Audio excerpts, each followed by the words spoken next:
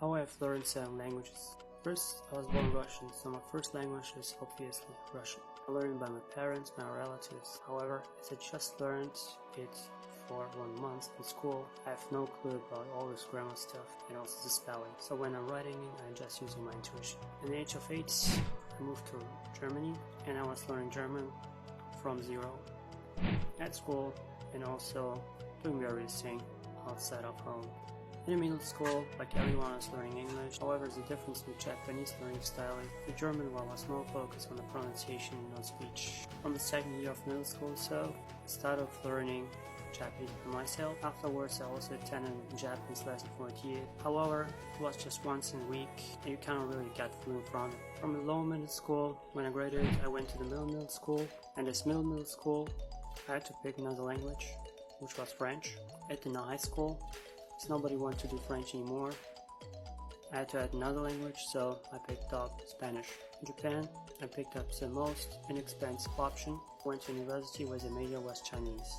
So these are my 7 languages. Now let's get into the depths how I learned to actually become fluent in Japanese. This lesson hasn't bought me a lot, however, as I recognize this is pretty slow pace. The person who was on a higher level than me has shown me a book. It's called like Remembering Kanjis, and I gave it a try because the approach was different. It was remembering the kanjis by stories and occasions that you imagine yourself, and afterwards put them together as a puzzle. So I have just to write them 3 times no more to remember for the rest of your life.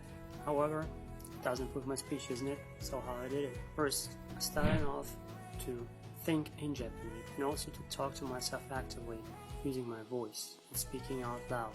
And speaking to myself is not really a disease. It has proven that the most genius in this world has also done it. Second one is to immerse myself into a Japanese environment. Reading, watching videos, and even listening to Japanese music was a normal thing for me over years. Third one is really specific. In Japanese comedy there's a culture of tsukkomi, which is basically an interruption when someone is talking bullshit. So I speak out loud when I feel something is weird in a show and just tsukkomi to it. Now, how to remember all this grammar and all the words without messing up your mental space. Simply, you pick up the data you want to remember, make up a story, and the moment of watching the story, try to feel what you feel, then enhance this feeling and make it more intense. If you've done it right, every time you will approach the same data, you just have to remember the feeling, which will lead you to the story, which will lead you to the data. I'm looking forward for your comments.